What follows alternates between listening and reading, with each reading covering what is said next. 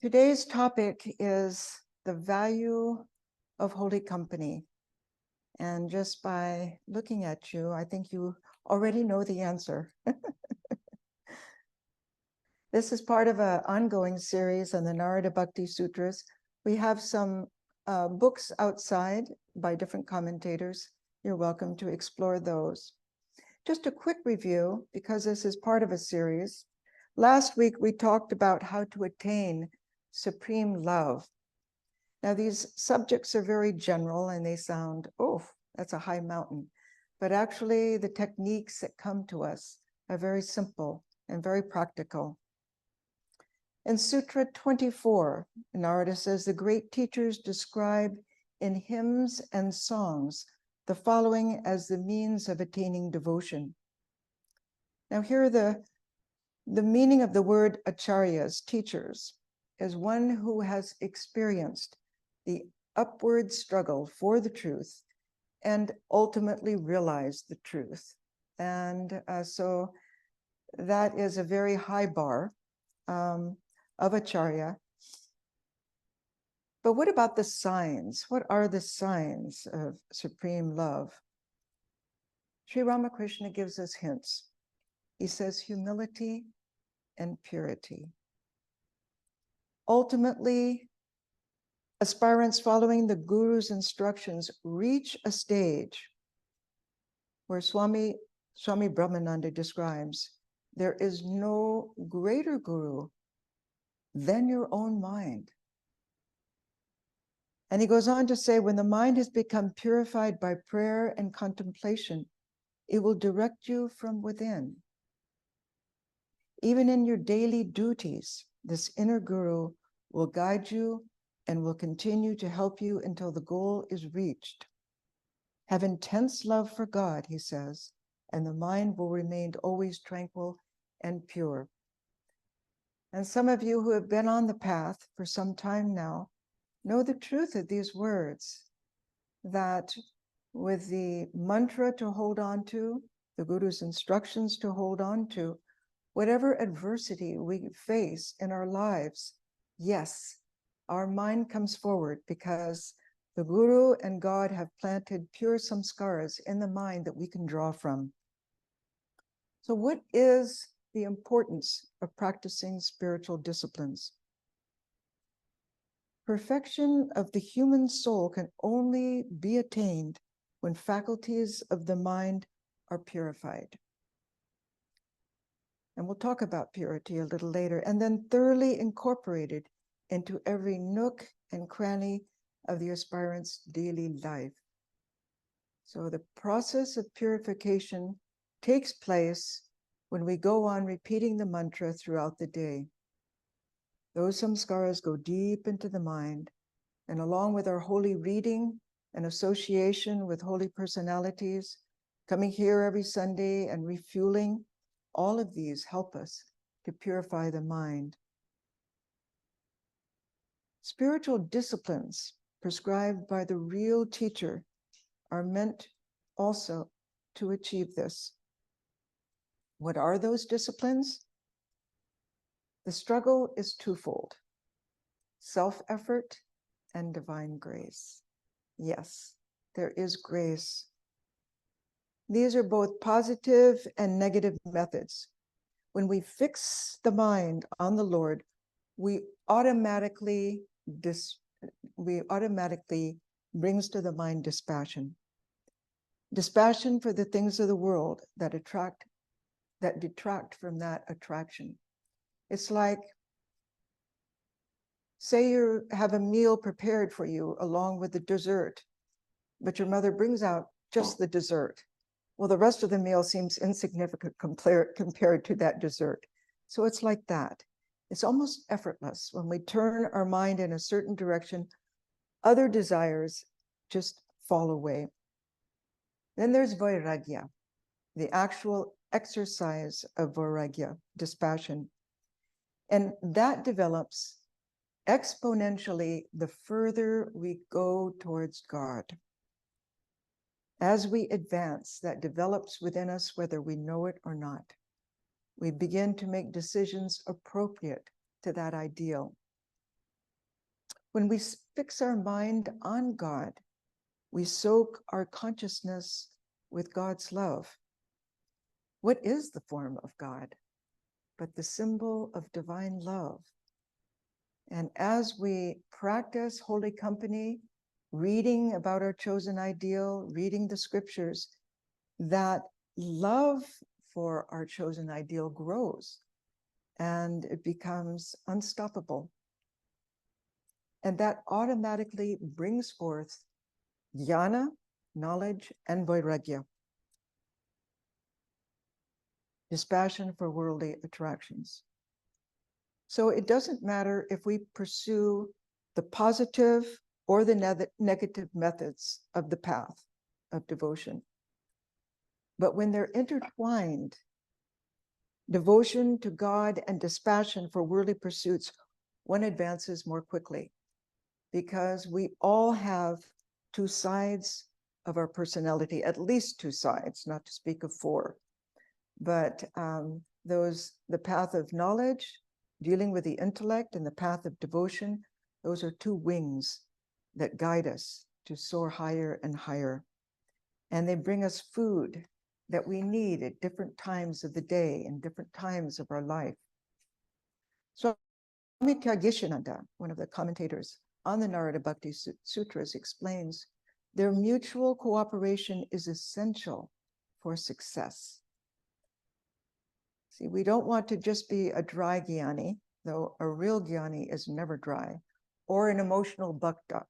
And a real bhakta has very controlled emotions directed in devotion toward God.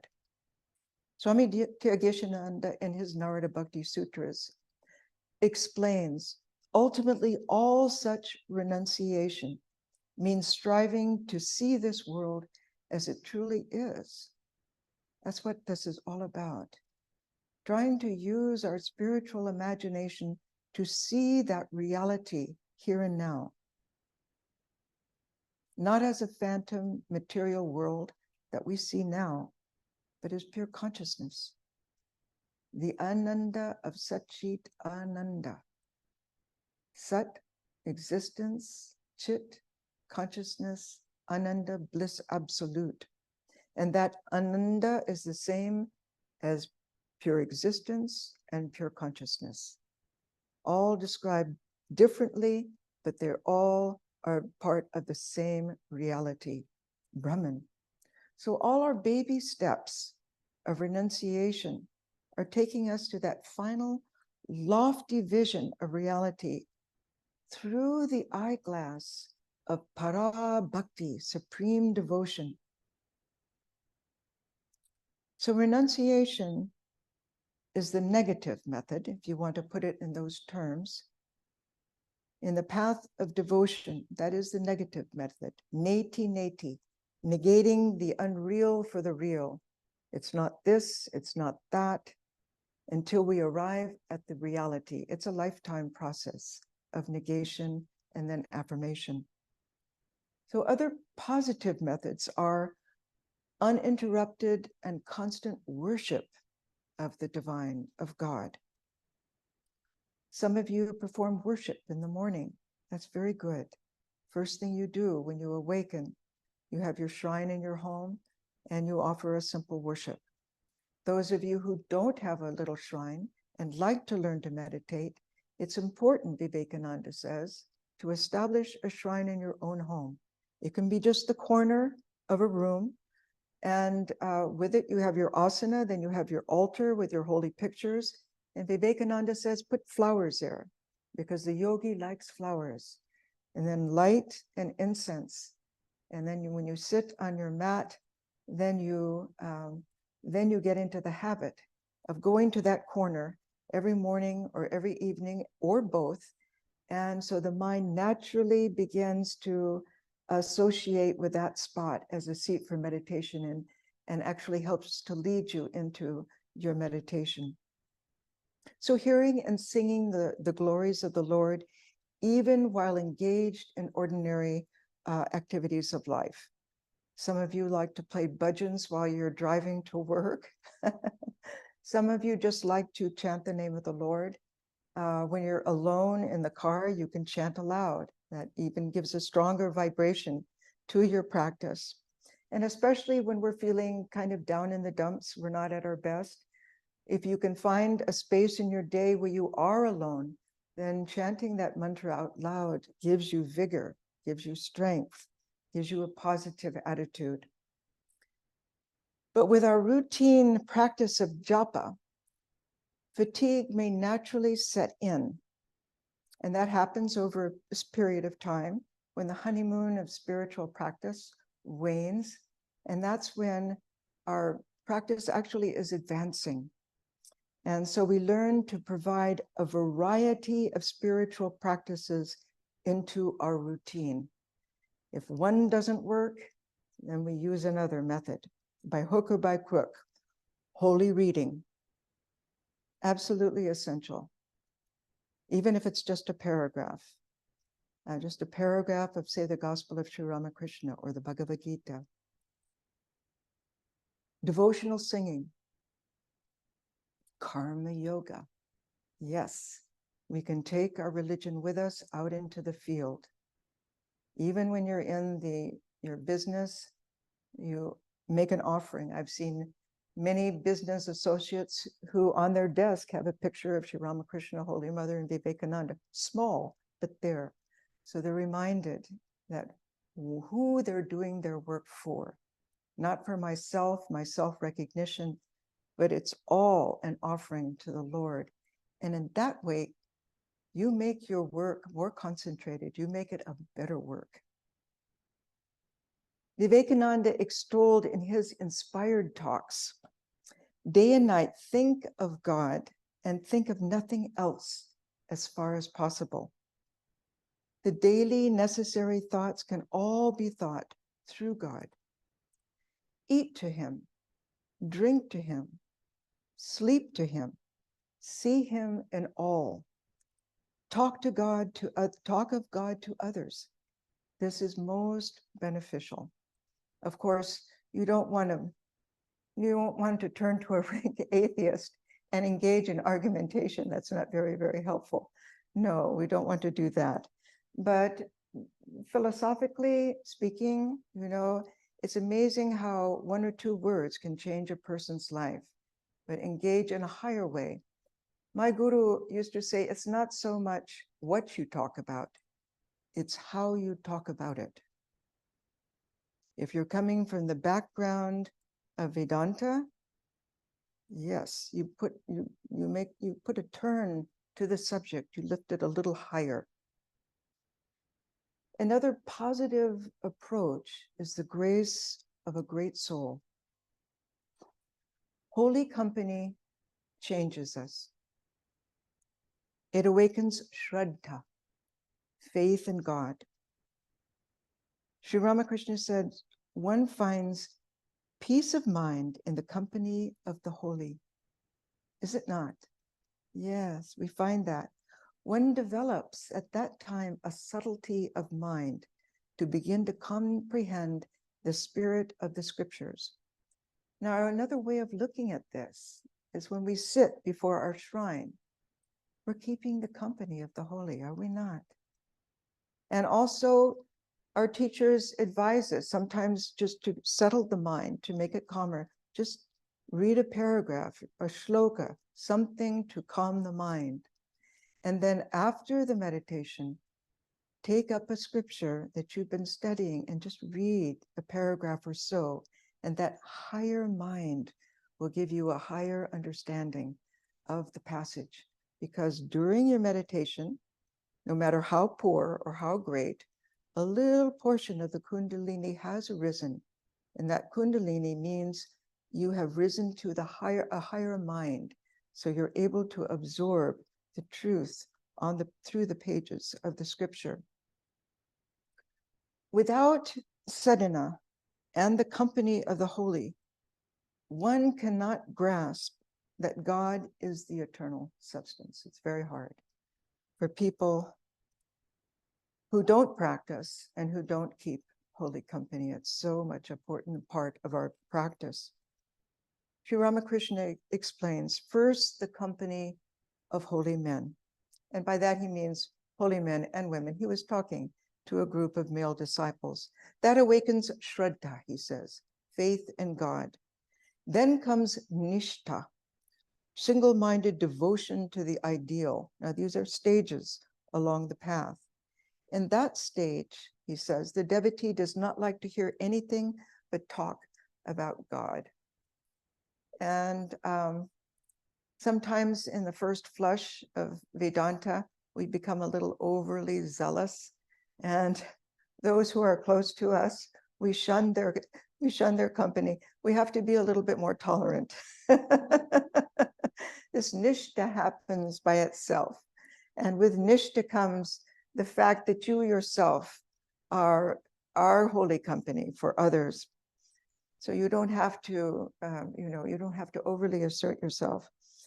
And when we're in that state of mind, we perform only those acts that please God, Sri Ramakrishna says. He goes on, after Nishta comes bhakti, devotion to God. Then comes bhava, a higher state of bhakti. It's actually an experience. Next, mahabhava, higher experiences. Then prema, and last of all, the attainment of God himself. So these are all stages on the path of devotion. But when holy company is not available, we find through the grace of God alone, we may attain devotion. We find that holy company is right within, right within. Sutra 40. Through the grace of God alone, an aspirant obtains the grace of a great soul. See? So that's important, the grace of a great soul. And usually we interpret that as the grace of our teacher, our guru. Now, in our tradition, it is a guru tradition. That's not to say that other spiritual traditions do not have that. Even in the Catholic tradition, we find the grace of a spiritual mentor. Saint Therese of Avila, Saint Francis of Assisi, that guru tradition was the Lord himself speaking to Saint Francis. But there are spiritual mentors in the Catholic tradition that have produced such great saints. Not to speak of the Buddhist tradition, the Muslim, the Sikh tradition. So who is the Guru? Swami Brahmananda asked. He leads the disciple through the different stages of spiritual unfoldment until he leaves him with the Lord. So in our tradition, it's the Ramakrishna Vedanta tradition. Sri Ramakrishna is the Guru. Holy Mother is the Guru. Vivekananda, in some instances, is also the Guru. These are great gurus. But also in our tradition, one can have any guru that is a bona fide, any chosen ideal that is a bona fide guru. Lord Shiva, Mother Durga, you see? But why do we choose a human guru in our tradition? Why that? Why not one's own mind? Because from an authentic teacher within a living spiritual tradition, and we in the Ramakrishna Vedanta tradition are still so very close to the source, initiation, the transmission of a sacred mantra from within that tradition carries a special power. It's coming from the source, Sri Ramakrishna. It comes directly from Sri Ramakrishna himself in our tradition. All mantras come from him.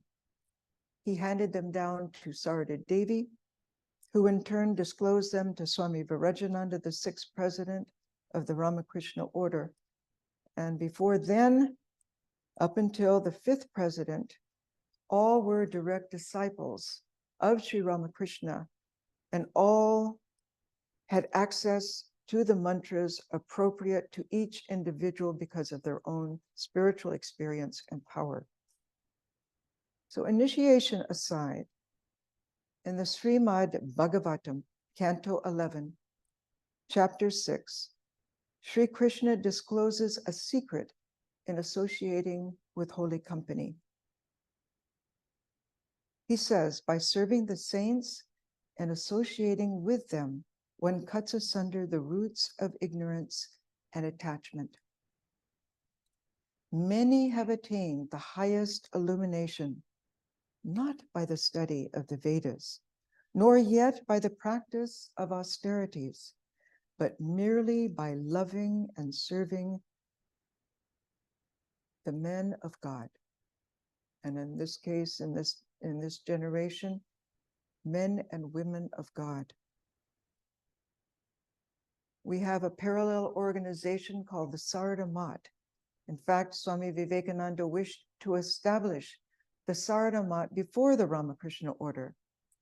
That didn't happen, but it was because of his vision that the Sarada Mat came into effect. In 1959, here in this country, the Sarada convent was established in 1947 under the Ramakrishna order. The grace of God descends through great souls who have manifest bhakti, divine love, in their lives, and that love is transmitted to others, thereby changing the lives of the recipient. It's something so tangible. And this is how transformation occurs, by lives touching lives. So it's important to seek holy company. Sutra 43. One must shun evil company, Narada tells us. Well, that seems obvious to all of us. Yes, we're warned by our teachers to seek the company of the holy and avoid that of the worldly minded. On the other hand, a holy personality sees God in all. Such a soul has the power to uplift and pacify all beings around them. In the presence of holiness, even a tiger becomes like a lamb. In this connection, Swami Akhilananda, who was a disciple of Swami Brahmananda and the founder of the Providence and Boston Vedanta Centers, related this story about Swami Brahmananda, which occurred at Bhubaneswar. He explained Maharaj had gone for an evening walk in the woods with Akhilananda and another devotee. By the time they turned homeward, it was dark. All at once, they saw a leopard coming toward them. Maharaj stood still. The leopard also stopped about 100 feet away and looked at them for some moments. Then it turned and ran off. Neither of the devotees felt frightened. There could never be any fear in the presence of Maharaj. There's another poignant example of the power of holiness to mitigate negative samskaras in others. Once during Swami Vivekananda's wandering days, he met a Rishikesh monk with a luminous face. He was asked by the monk if he knew Pravrajika Baba. And those of you who have read the life of Swami Vivekananda may remember that during Swami Vivekananda's wandering days, he journeyed to Varanasi, where he met a great sannyasi who lived in a cave in the high bank of the Ganga. Here he mastered the Advaita Vedanta system, after which he traveled for many years, studying and leading a life of great austerity. Finally, Vivekananda came back to his old home, Ghazipur, where, emulating his teacher in Varanasi, this is Pravrajika Baba, he dug a hermitage in the ground on the riverside. For many hours a day, he remained in meditation. And the nights he spent on the other side of the river in ascetic and religious practices. His daily diet consisted of a handful of bitter neem leaves or of a few pods of red pepper. He had an extraordinary capacity for tapasya. He held all work to be worshiping the Lord, and he would often give the food he had cooked after offering to his chosen deity, to the poor or to wandering monks, himself refusing to eat. So spare was his diet that he was called Pavhari Baba, air-eating father. Swami Vivekananda later admitted that he owed a deep debt of gratitude to the saint and spoke of him as one of the greatest masters he had ever loved and served. Swami Vivekananda then told this monk, "Yes, I know Pavhari Baba." The monk said, "Have you heard of the thief who visited his ashram and stole his few belongings? How Babaji ran after the thief who dropped the stolen things. How Babaji ran after the fleeing robber with the fallen goods and caught up with the robber saying, 'All these are yours, Narayana.'" Swami Vivekananda said, "Yes, I know the story well. How wonderful was Pavhari Baba." The monk then said, "Well, I was that thief. I saw my wickedness, repented, and adopted life to gain the most priceless treasure." How did this happen? For the thief, it was such a powerful experience at that time to be pursued by such a spiritual powerhouse as Pavhari Baba. And then the memory of it worked on his consciousness and triggered holy impressions within him that gradually transformed him. Swami Shivananda, disciple of Sri Ramakrishna, beautifully described the tangible effects of holy company. He said, "One is bound to have one's spiritual impulses roused if one comes in contact with an illumined soul." How do we know whether a person has truly realized God or not? Herein is the test. The presence of a man of God will evoke spiritual thoughts and emotions. He went on. In the Vaishnava literature, there is a beautiful passage, the import of which is, "Know him, the foremost of devotees, by meeting whom one spontaneously feels like repeating the name of the Lord. Just as in approaching fire, one feels the heat, in the same way one is filled with thoughts of God by meeting a man of God. Just as an insect finds itself lodged upon the altar by its association with flowers, similarly, by keeping the company of the holy, one redeems sinners." Swami Shivananda ends by saying, "It is not that in this world one needs holy company. One redeems sinners by keeping the company of the holy. One redeems sinners. It is not that in the world one needs holy company only in adversity, trial, and tribulations. Those who are in affluent circumstances, brought up in the lap of luxury, need holy company all the more.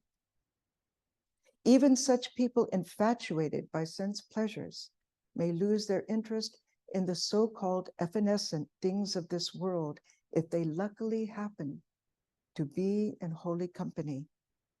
As a result, they too may be directed toward God and be finally blessed by attaining him, the source of abiding joy." So yes, my teacher used to say, "Yes, my child, it works. It does work." You see? And as you purify your life, you also become holy and a blessing to others.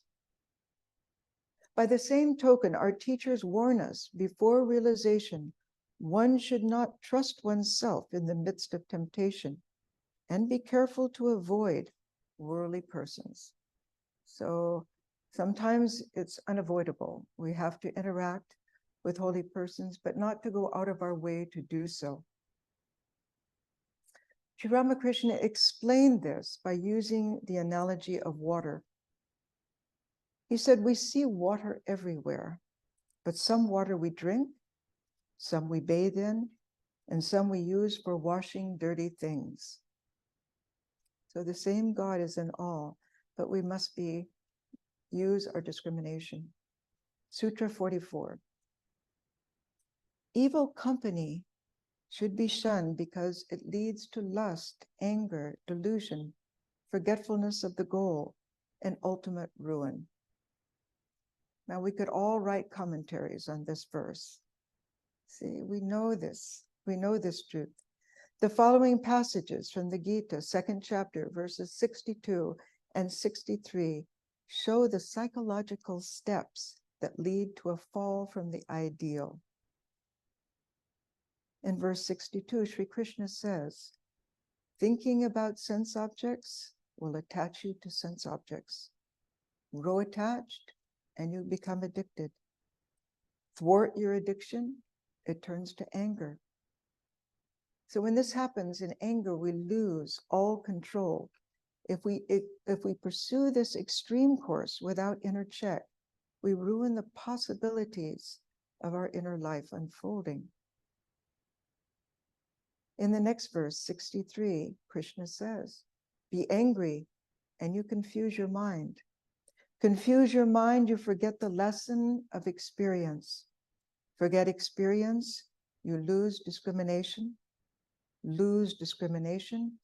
and you miss life's only purpose. So it's like a tennis ball going down the steps. See, we can use these analogies in our own life. If we're unable to distance ourselves from where we are, we can go back to the Gita and use these various levels to begin to understand where we are in our spiritual life.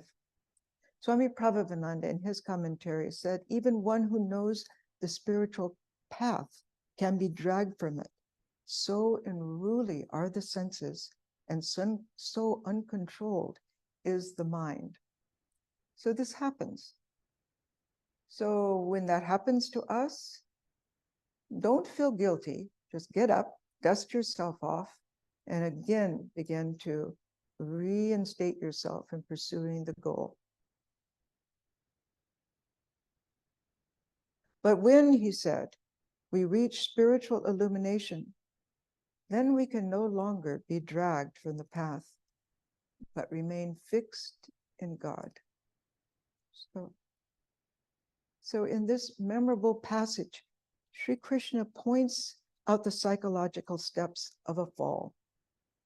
First, we come into contact with the object of temptation. Then we begin to think about it. At this point, if we want to overcome the temptation, we must be vigilant and not wait until it's too late. There is a saying, at the door of the senses, keep the sword of discrimination. Otherwise, when it's too late, we find that we have lost our discrimination and have fallen into delusion. A spiritual fall, again, happens step by step, and only through constant recollectedness can we stay on the path. Sutra 45. These passions may at first remain like ripples, but evil company makes them rise to huge ocean waves. Swami Bhuteshananda was a disciple of Swami Saradananda and one of the great presidents of our order. He said, an ordinary seeker of God has to be careful by all means so that he may not allow himself to be affected by evil company that will lower his condition and take him away from the path of God. He goes on, in the beginning, lust, anger, etc. may appear in the people as a small ripple on the ocean. Insignificant at first. They are aggravated through the company of such evil people. A devotee may have in his mind all tendencies, good as well as bad. Evil tendencies may remain only in a dormant condition. They may be felt ineffective. Such evil tendencies may not change his mind and may not affect him so much. He remains a spectator, as it were, when these waves rise and fall. If the devotee is alert, he goes on, and can remain always with an elevated outlook, then these ripples will only remain ripples. The ineffective occurrences in the mind that will gradually die out. They do not change him. They do not make him lose his course or make him lose his thought.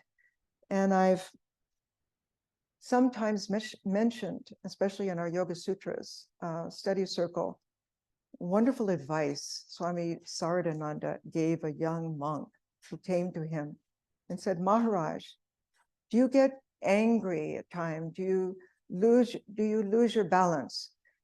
What happens when that occurs? I seem to be just a victim of this. And Swami Saradananda said, yes, that can be a problem.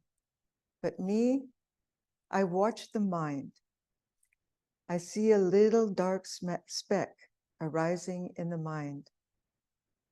And it arises further, and I watch it. And it rises further and further and further, and I watch it as it touches the surface and then floats away. He said, you be like that. You be the witness of the negative samskaras in the mind rising, that want to rise to the surface and agitate you. So the mind is the mind. These great saints, they have a mind. All minds are the same. And the difference between they and us is they worked on their mind to purify, to demonstrate counter thoughts, to be the witness and not respond to the bad thoughts arising, and in that way pursue their goal to the very end. And you will receive much inspiration by reading the lives of the direct disciples of Sri Ramakrishna, because you see the teachings they received from their master. Sutra 46. Who indeed overcomes Maya? He who gives up all attachment, who serves the great ones, and who is freed from the sense of I and mine. Okay, so what is Maya? Shankara explains, that object which is the non-self and the subject which is the self are opposed to each other, like light and darkness, and cannot be identified, still less their respective attributes. Okay? Yet through some inscrutable power, a person who in reality is the unchangeable, blissful Atman superimposes upon himself or herself the nature and attributes of the non-self, coupling the real and the unreal. And as a matter of course, he identifies himself with the body's mental and physical attributes and actions. We say, I am fat or I am tired, without ever stopping to consider who this I is. So we may, as Vedantins know, I am not the body, but the mind is a little trickier. It's inside of us, so we think, and so we identify. Instead of watching the mind, we identify with the mind. We identify with our ego more or less, Shankara tells us, with every object in the universe, and all the while the inner self, the indwelling God, looks on utterly detached from these moods and antics, yet making them all possible by lending to the mind the light of consciousness, without which Maya could not exist. This Maya, again, is universal. It is in the intelligent, learned man, as well as the ignorant. Only when knowledge dawns, this being the direct experience of the Atman, only then does this Maya vanish. See? So how to overcome Maya then? How do we do this? By giving up all attachment. But how can we do that? First, what is this attachment? It's basically lust and greed. Lusting after anything that pleases the senses. And that greed, desiring for more. But plainly and concisely, it means restraining the sense organs from going towards their object, which requires daily practice and dispassion.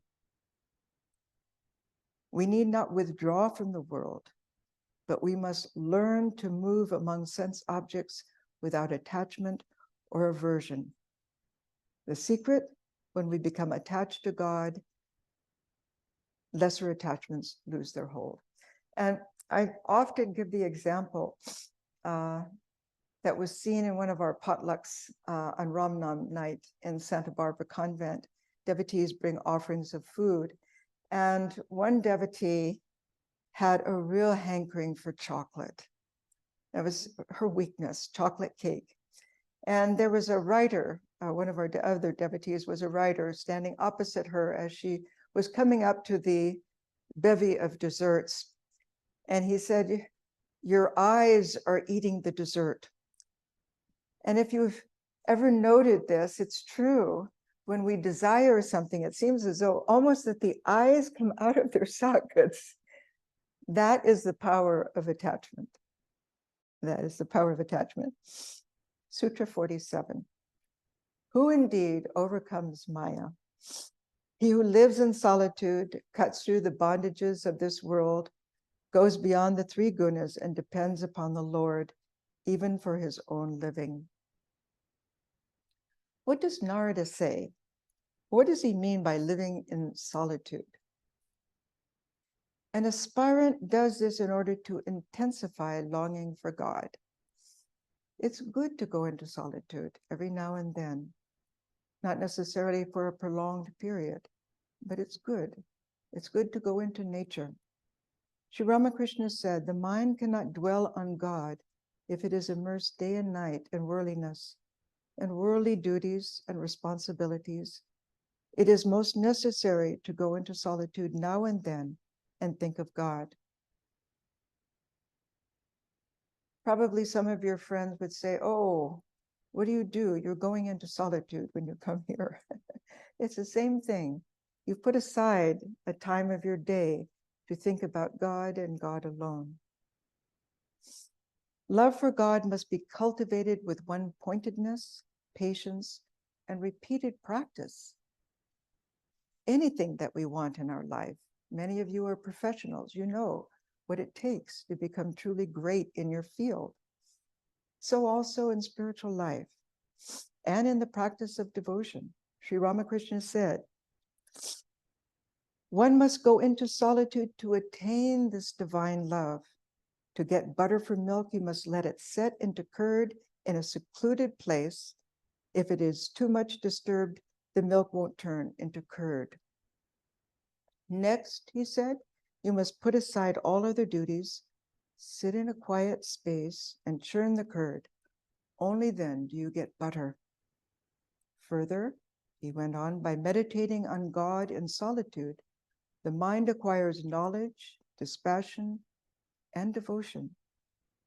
Yes, these things come with the meditation practice. Then when the milk of the mind has been turned into the butter of divine love, such a lover covers everything with God.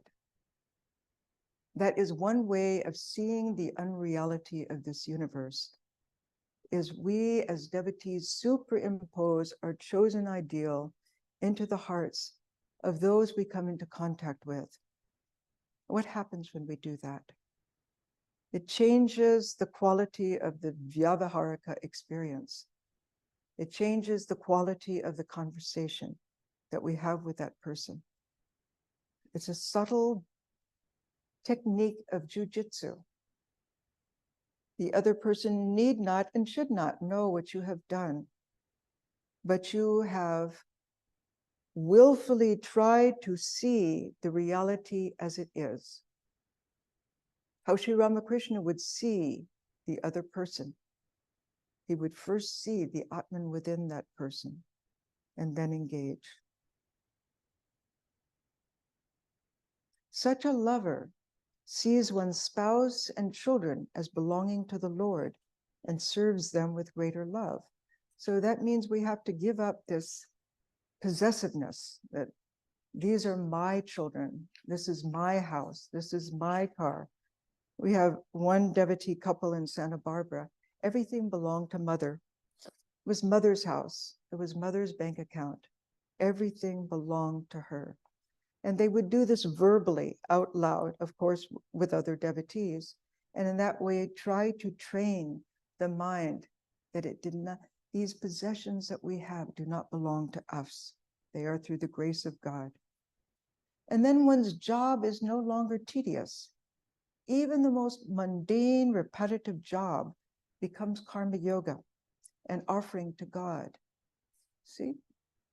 But we need these little signposts to remind us of what we're doing. Otherwise, we go into automatic. We need the little pictures on our desk at work. We need the readings during the day. We need the time for meditation. We need that remembering the mantra and repeating the mantra.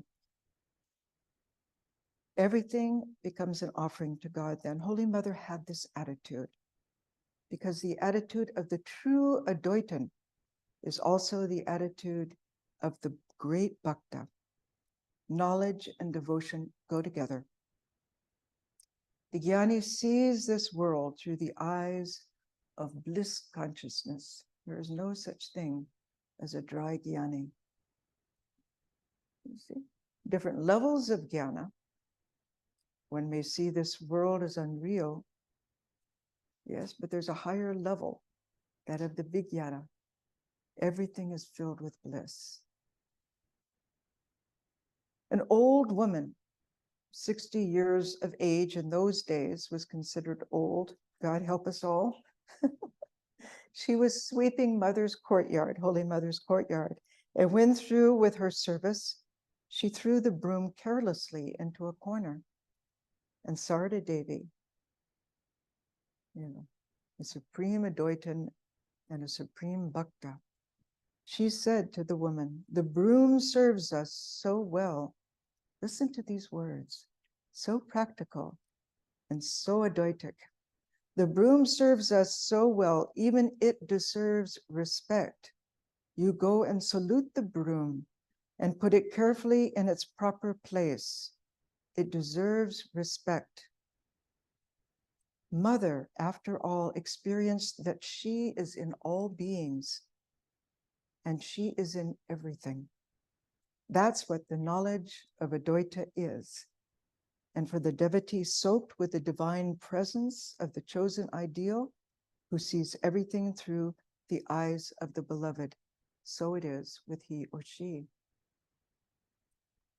One's house is God's house, and the devotee is simply the caretaker. It takes training the mind. It takes training the mind to feel that. Who then goes beyond the three gunas? Swami Prabhupada explains, so long as we identify with the gunas at play within us, we are enslaved by them and the Atman remains hidden. But when we can be the witness to their expression within our minds, they begin to lose their hold over us.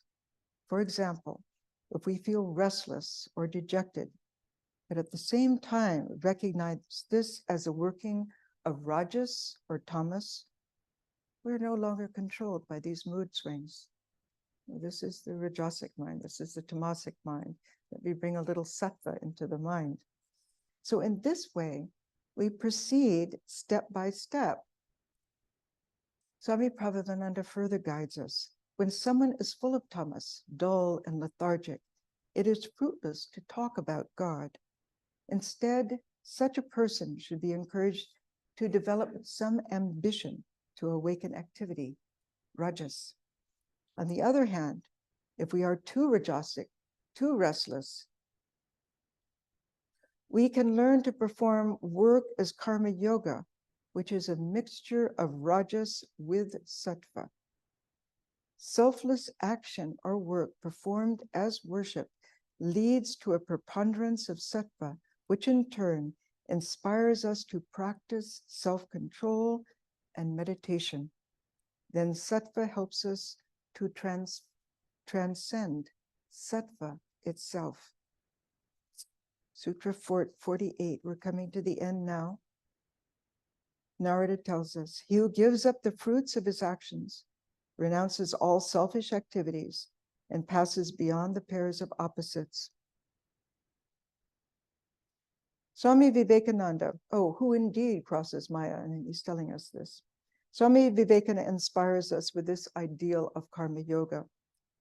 For whatever good work we may do, let us not claim any praise or benefit.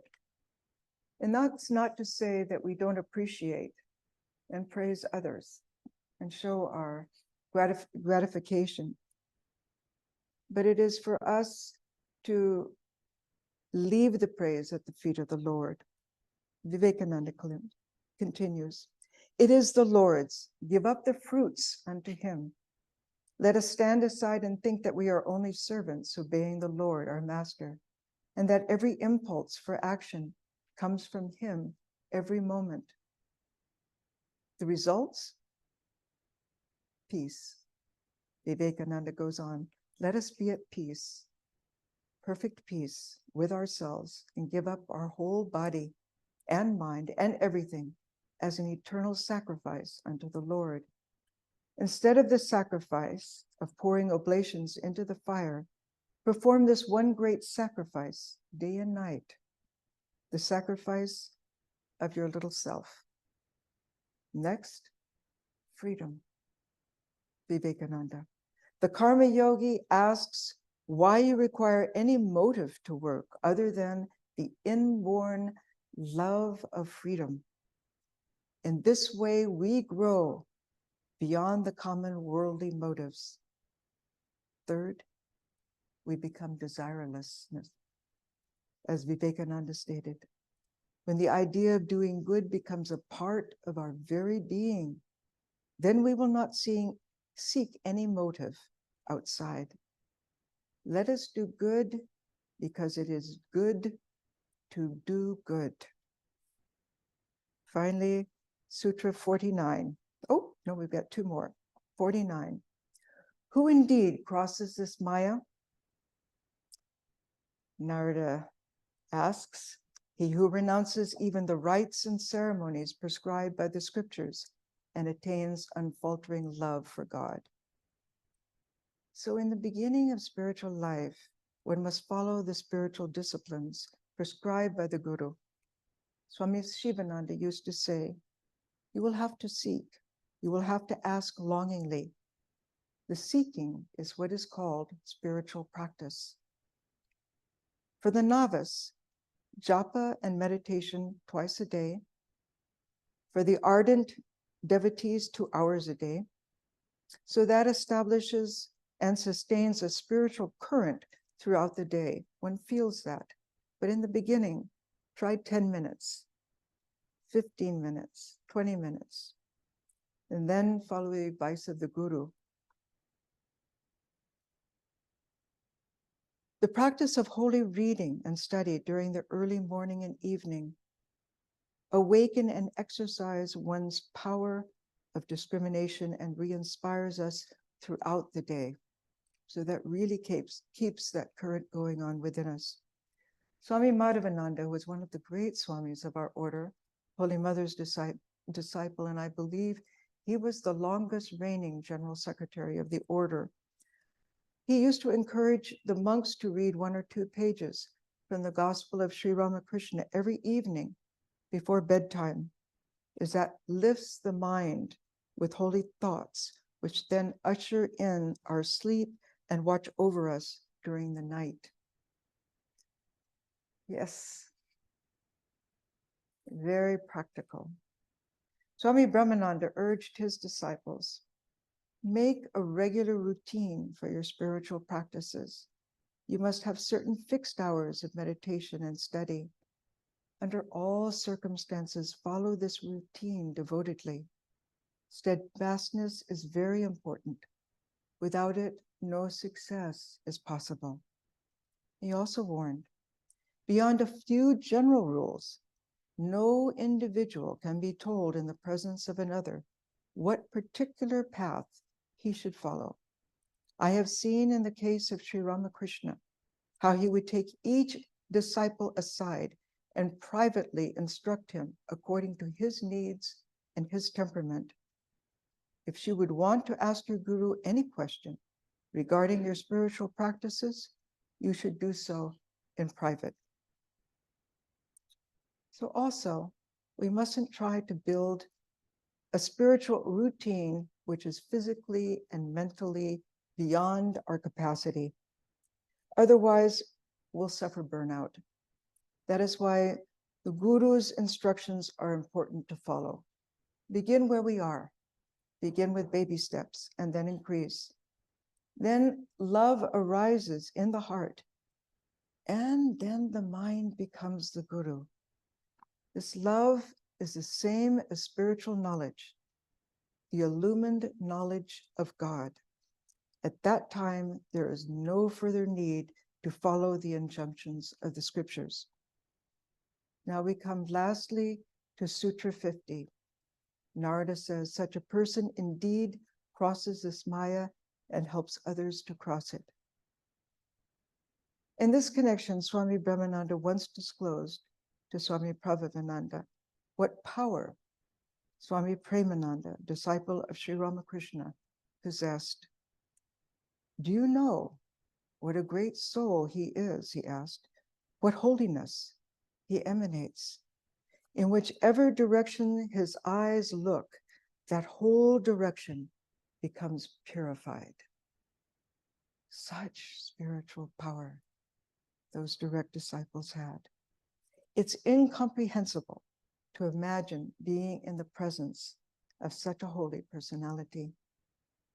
Swami Prabhavananda, who met Holy Mother, and most of the direct disciples of Sri Ramakrishna disclosed, whenever I think of these disciples of Sri Ramakrishna, I feel purified and breathe holiness.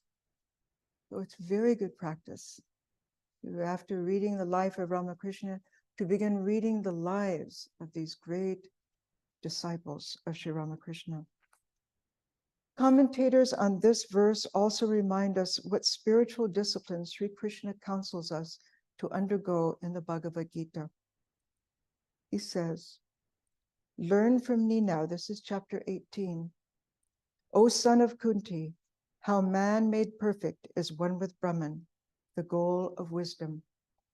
When the mind and the heart are freed from delusion, united with Brahman, when steady will has subdued the senses, when sight and taste and sound are abandoned, without regretting, without aversion, when a man seeks solitude, eats but little, curbing his speech, his mind, and his body, ever engaged in his meditation on Brahman, the truth, and full of dispassion, when he casts from him vanity, violence, pride, lust, anger, and all his possessions, totally free from the sense of ego and tranquil of heart, that man is ready for oneness with Brahman. And he who dwells united with Brahman, calm in mind, not grieving, not craving, regarding all men with equal acceptance, he loves me most dearly. Om Shanti, Shanti, Shanti. Peace, peace, peace.